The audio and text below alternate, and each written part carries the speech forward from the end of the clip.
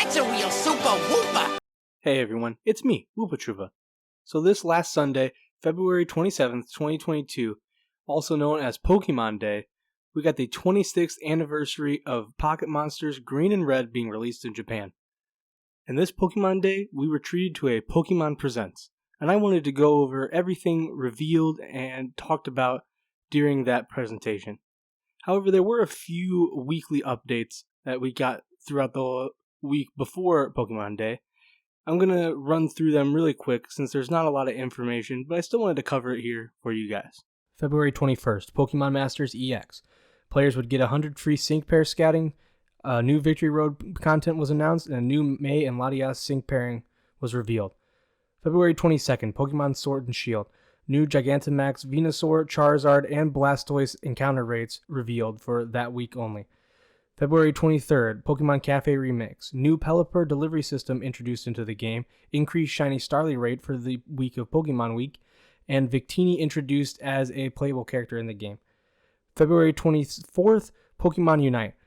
They announced Hoopa is a new support character in Pokemon Unite and a new Full Fury mode that eliminated cooldowns, limited time only. February 25th, P25 Music. A new song called Reconnect. It had a kind of a creepy Pikachu dance in it. The chorus done by Japanese singer Amy was really good, and the beat was pretty solid at times, but overall kind of hit and miss. The rap part was lackluster to me, but overall it was still a solid song. I'm going to link it in the description, and I added it to my playlist, so go check it out. February 26th, Pokemon Go. Pokemon Go Tour Johto events took place all throughout Europe, and new Lugia and Ho-Oh Shadow Pokemon, and also Avatar jacket items. So let me just start about this Pokemon Presents by telling you what my predictions were for it at the time. I thought for sure we were going to get an announcement on Pokemon Sleep. I know it's been a while, but if you look into it, they've been renewing some trademarks.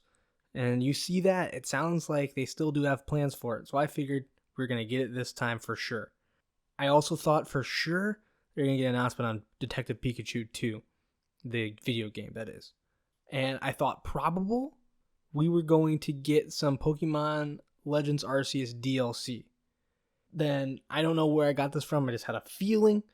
I was thinking, let's go Umbreon and Espeon. I had no real reason to think this, I just figured there is going to be a new game announced. And I thought that's the one. And as you'll see, pretty much, with the exception of one thing, I was totally wrong. So, great prediction from me. 1 for 4. I mean, that's pretty good in baseball, but everywhere else, not so good. Now we get to the real reason that you clicked on this video, the Pokemon Presents. On February 27th, we got a 14-minute long video talking about the near future of Pokemon. Well, I have to admit, for the first about 7 minutes of this, it was just terrible. And why do I say terrible? Because almost every update we got was just reiterating what had already been announced. That's not very exciting. I mean, what's the point of announcing it early if you're just going to bring it up again on Pokemon Day for a minute or two? But we did get a few new announcements about the minor apps and such that Pokemon Company is developing. In Pokemon Go, you got the announcement of a Alolan Pokemon finally being released. A shiny Piplup increased chance in Pokemon Cafe Remix on top of the shiny Starly rate that they had announced earlier. Bulbasaur Crown Special for everyone who logged in for the week after Pokemon Day would get a special crown for their Bulbasaur to wear. We also got a new operator, I guess I'll say, in Pokemon Unite, Duraludon. The Pokemon Presents did not reveal a lot of information about that Pokemon, but it was a new Pokemon announced. And after that, we finally get into it was a short announcement, but probably the biggest one that we got. And that was about Pokemon Brilliant Diamond Shining Pearl, introduction of Oak's Letter that would allow you to catch Shaman. And after that, though, we got into the big announcements. There were 2 major announcements during this Pokemon Presents. The first of which had to do with the latest Pokemon game, Pokemon Legends Arceus. The game would be receiving a totally free DLC titled Daybreak. In this DLC, you'd be able to investigate mass outbreaks and the reason for their occurrence, as well as encounter alpha Pokemon in these mass outbreaks. There'd be new training ground battles introduced, and also you'd get a gift if you use the password Arceus Adventure, where you'd get 30 Ultra Balls, 30 Gigaton Balls, and 30 Jet Balls. They also announced with Pokemon Legends Arceus that they'd be making an animated series set in the Hisui region, set to release late in 2020. Overall, I think this is great news. First of all, anytime you get a free DLC is great. Wow! That's a low price! It doesn't seem to be adding too terribly much, but again, it is free, and it is adding more content, which is always good. It seems like this mass outbreak is no small thing, and certainly seems like it's something fun for people who are hunting shinies. And on top of that, this new Hisui region TV show, animated series that they're announcing, I'm very interested to see where it's going. I know that the latest Pokemon on Netflix, at least from what I've seen, doesn't look the most entertaining. I know a lot of people are liking it, and of course, if you like it, nothing wrong with that. I've just watched a couple episodes of it, and it certainly did not catch my eye. So if something to set in Hisui is really interesting, could be a bold new turn for Pokemon animation. And last but certainly not least, we got the official announcement of Generation 9 coming to Pokemon. This was something that was very talked about before this Pokemon Presents. Would they or would they not announce it? And we have an official decision. They did announce it. It will be coming out in late 2020, which is a little surprising that they're releasing it same year. And the start of the trailer, I will say, looked a little shoddy. You could see some textures messing up. I know it's not a big deal. It is a trailer. But I do think usually in a trailer, that's when you see the best graphics. So if you see some messing up in the graphics in the trailer, that is a little bit of a cause for concern for me. However, this only did last at the beginning. After that, everything shaped up and it looked much better. So it could have just been technical difficulties on their part, or maybe they messed up in just that specific section. So overall, I think it should be good. Definitely looked like an improvement over Pokemon Legends Arceus, which did have some graphical issues, and also definitely reused some assets, but they were good assets to reuse. Other than that, we don't really have a lot of information on Gen 9, besides the starters, which I'll get to later. So we had to speculate a lot, and what a lot of people were speculating is this going to borrow gameplay from Pokemon Legends? And it's hard to say, but when you look at it, it is a very similar style. We don't know for sure, and we won't know for sure for a while. But it does, you did see the free roaming Pokemon. Could you see a return to the Pokemon Legends Arceus style of catching Pokemon? It's certainly a possibility. But as of right now, that's just speculation. Very interesting thing that you saw in this trailer and afterwards is Pokemon billing this as an open world adventure. And that's very interesting because Pokemon's never truly been open world. You've had some flirting with it, but it's never been 100%. So them really pushing it, it makes me excited for sure. I just want to see what that means because it seems to be billed as you can go anywhere and do anything, but is that going to be the case?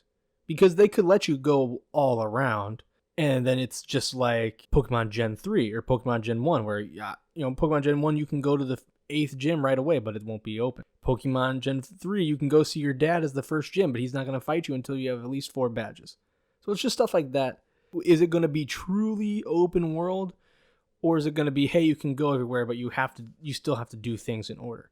I think that's something that we'll have to see, but certainly them using open world and really pushing that definitely makes me interested. Makes me think that Pokemon Company knows what they're doing. Well, Game Freak in this case knows what they're doing and wouldn't push that if they didn't think it was true. I mean, you can see what they did with Pokemon Legends Arceus, which was not true open world, but definitely a very wide open world. And they came out very strongly to say, hey, don't think of this as an open world game. I don't think that they would come out and really protect the marketing on something like that and then just carelessly throw around that word in this. But, crazier things have happened. Other than that, well, like I said, we're going to get to the starters. We have Sprigatito, Fuecoco, and Quaxley. This generation, if you can tell by some of the names, is based in Spain. I mean, obviously, it's all in the Pokemon universe, but just like the other games are based on real locations, this one's based in Spain. I think right off the bat, at least for me, I see 2 great starters and 1 terrible one. It might be a controversial subject. Either way, this seems like the best starters they've put out in a while. We'll have to wait till the final evolutions, but right now, just on the initial evolutions, looks great. Sprigatito is the grass cat Pokemon and looks absolutely adorable. Our only hope is that it stays on all four legs, but really, honestly, you can just not evolve it. Just keep it as that. It looks adorable. The moment I saw it on screen, I thought, oh my goodness, this is amazing. And Fuecoco is, I don't know, a dinosaur? A pepper? It's a little unclear, but I know I like it. And it's funny because the first time I saw it, I thought, that looks kind of uninspired. But the more you look at it, there's a lot of little details you don't notice. But on top of that, it's just kind of funny. You look at that, it has that derp. Look at me, I'm a Woopa. Derp is important to Pokemon, and you can see it in Fuecoco's eyes. It has the derp potential to really be something interesting. So we'll have to see. I don't know. But it has grown on me a lot. Then you have Quaxly, the one that I'm just not impressed with. I know a lot of people are, and I'm not trying. If you like it, hey, that's good for you. It's just a duck. And it's not that I have anything against ducks. It's just look at all the other duck Pokemon that you have, or water birds, ducks, anything. They always have something silly about them. Like even Psyduck, which is just a duck. It looks fun. It's got the big eyes. It holds its head, tilts around, does the silly stuff. It has the derp right there that I was talking about. This is just a duck. It's a duck. It doesn't have any real special features about it, besides the fact that its feet, instead of being yellow, are blue. What are those? Well, that's not much of a change. And then it has a hat, a pirate. Well, it has hair that's shaped like a pirate hat, kind of. And that's something. But just looking at it, I looked at it and I thought, that is an incredibly plain design. I guess, it's not like it's the only Pokemon who has a plain design. But the other Pokemon that have plain designs are usually the ones that people are like, eh. Like, I don't really hear many people walking around saying Seal is their favorite Pokemon, That's just my opinion on that. I know a lot of people are liking it. And either way, these starters look like a big step up from what they've been doing. But overall, I definitely think it's a choice between two. I don't think Quaxly, for me, I don't think he's in the same stratosphere as Sprigatito and Fuecoco. And I definitely think, as much as I love Fuecoco and his derpiness, I think I have to go with Sprigatito because it's just adorable. But yeah, like I said, this is a late 2022 release date, so that's coming up. Kind of surprised that they would announce it with such a quick turnaround. But it's going to be exciting. I will say, when I saw this announcement, I was kind of upset. I don't know if upset's the right term, but kind of had low expectations. I was really hoping that Gen 9 did not get announced. I didn't think they were ready for it. But the more I sit and think about it, the more I wait to post this, which has been a while, the more I'm really thinking, you know what? I'm excited for this. It might be the first main generation game I can get since Generation 5. We'll see. I guess there's not much that I would miss by going from Gen 5 to Gen 9. And I would, of course, go back and play the other ones. But yeah, I'm kind of interested in this. We'll see. There's a lot that we don't know. Again, this revealed trailer basically told us open world, some Pokemon Legends similarities, and good starters for the most part. And late 2022 release date. That's it. That's all we got. So there's a lot of developments we don't know. All I know is I can say, even as a skeptic, an initial disbeliever, I'm interested. I want to see this, and I'm pretty excited for it overall. One last thing before I head out here. They officially announced the player character models they'll have for Gen 9. And, well, as far as I think of it, I'll let this guy take it away for me. Look at this dude. No, no, no, no. Look